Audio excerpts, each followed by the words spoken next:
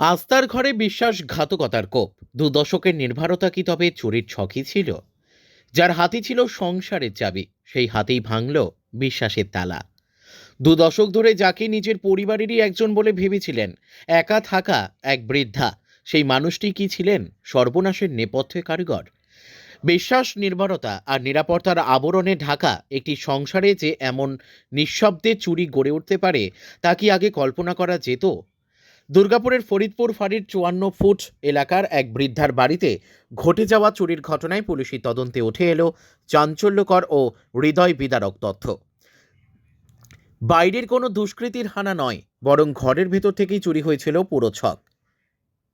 Retake বরং ঘরের ভেতর থেকেই তৈরি হয়েছিল পুরো ছক, এমনই ইঙ্গিত মিলেছে তদন্তে।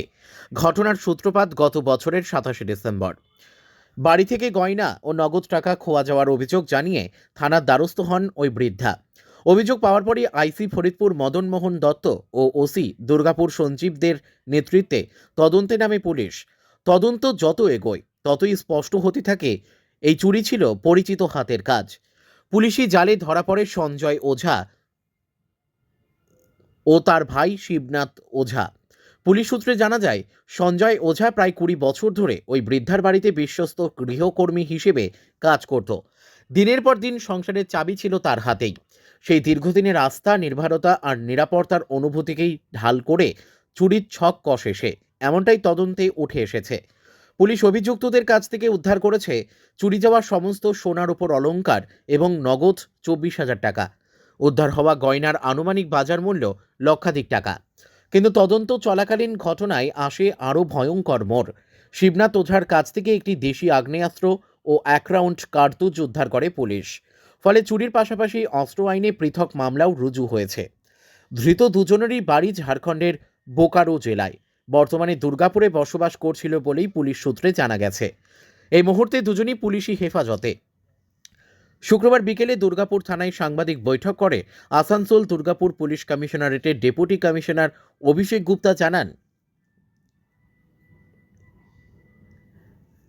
অভিযুক্তদের জেরা করে চুরির সঙ্গে আরও কেউ যুক্ত ছিল কিনা তা খতিয়ে দেখা হচ্ছে।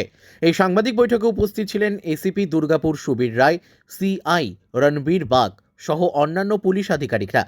বিশ্বাস যদি সবচেয়ে বড় পুঁজি হয়, তবে বিশ্বাসঘাতকতাই সবচেয়ে ভয়ঙ্কর অপরাধ।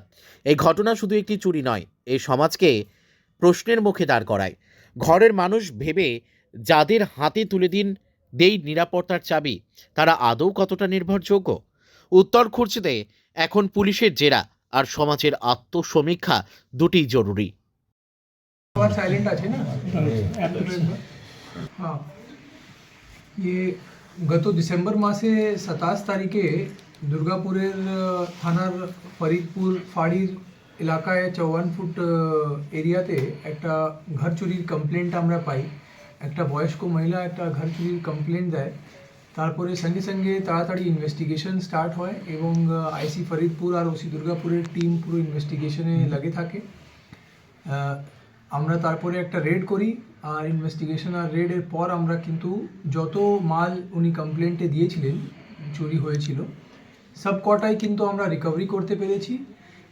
ওটাতে কিছু জুয়েলারি ছিল, যে জুয়েলারিগুলো এখানে ডিসপ্লে করা আছে সিজ করে, আর ২৪,০০০ টাকা ক্যাশ ছিল যে ওনার বাড়ি থেকে চুরি হয়েছিল। ও সব কটা আমরা রিকভারি করেছি।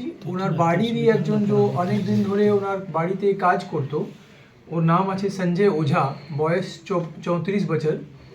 ওই এই পুরো প্ল্যানিং করে আর এই পুরো ঘটনাটা করেছিল, বাড়ি থেকে চুরি করেছিল। আর ওর সঙ্গে ইনভলভ ছিল ওর নিজের ভাই শিবনাথ ওঝা।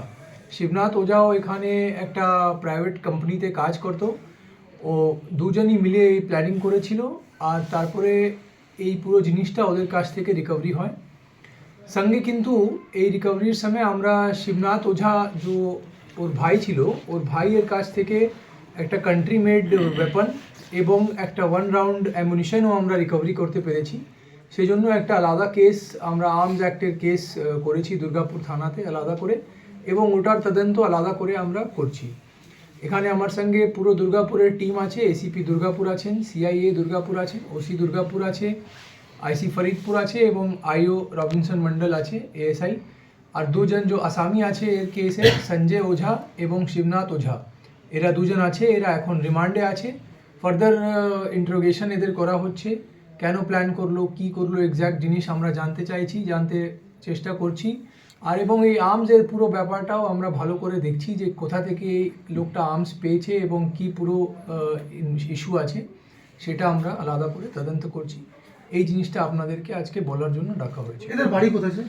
এদের বাড়ি এরা তো এখানেই থাকতো দুর্গাপুরেই, আর বেসিক্যালি এদের বাড়ি আছে বোকারোতে, বোকারোর বাসিন্দা, কিন্তু এখানে অনেক দিন ধরে প্রায় 20 বছর ধরে এই লোকটা ওই সেমই বাড়িতে কাজ করতো, সঞ্জয় ওঝা। কি ধরনের আর্মস এটা? এটা কান্ট্রি মেড আর্মস একটা আছে, বাকি এর যে অ্যানালিসিস হবে সেটা আমরা আর্মস অ্যাক্ট দিয়ে আর্মস এক্সপার্ট দিয়ে আলাদা করে অ্যানালিসিস করাবো। আর অ্যামুনিশনও যেটা পেয়েছি ওটা একটা 9mm অ্যামুনিশন আছে, সেটা আমরা দেখে নিচ্ছি কি ডিটেল আছে, সব কিছু আর্মস অ্যাক্টে আলাদা করে। এদের নাম কি স্যার? সঞ্জয় ওঝা এবং শিবনাথ ওঝা। যে বাড়িতে স্যার চুরি হয়েছে সেই বাড়িতেই কি এরা দুজনে যাতায়াত ছিল? একজন কাজ করতো, একজন কাজ করতো, বাকি একজন এখানে অন্য একটা প্রাইভেট কোম্পানিতে কাজ করতো, ওর ভাই। এরা কি মানে ওই বাড়িতে কেউ না থাকার জন্য সেই সুযোগ নিয়ে চুরিটা করেছিল? বাড়িতে কেউ ছিল কি নেই, মানে ও নাই ছিল মহিলাটা, কিন্তু কেন প্ল্যান করলো, কি করলো, সেটা এখন আমরা এদের কাছ থেকে জানতে চাইছি। যে এতদিন একই বাড়িতে কাজ করতো, এত ভরসা ছিল, তারপরেও এরকম বিশ্বাসঘাত করেছে, তো সেটা কেন করেছে, কি বিষয় আছে, পুরো ভালোভাবে আমরা ফার্দার জানছি, চেষ্টা করছি জানার, যদি সেটা প্রকাশে আসে। কিন্তু রিকভারি বেসিক্যালি যে আছে আমরা তাড়াতাড়ি করতে পেরেছি, এবং পুরোই জিনিস যে আছে সব কিছু রিকভারি হয়েছে, প্লাস যত টাকা উনি কমপ্লেন্টে লিখেছিলেন 24,000 টাকা, সেটাও আমরা এক্স্যাক্টলি 24,000 টাকাই পেয়ে গেছি। सर पुलिस को इन पर कैसे शक हुआ, कैसे इन तक पहुंच पाए आप लोग? ইনভেস্টি দুর্গাপুর থেকে বিধানচন্দ্র গাঙ্গুলির রিপোর্ট, বিগ নিউজ বাংলা।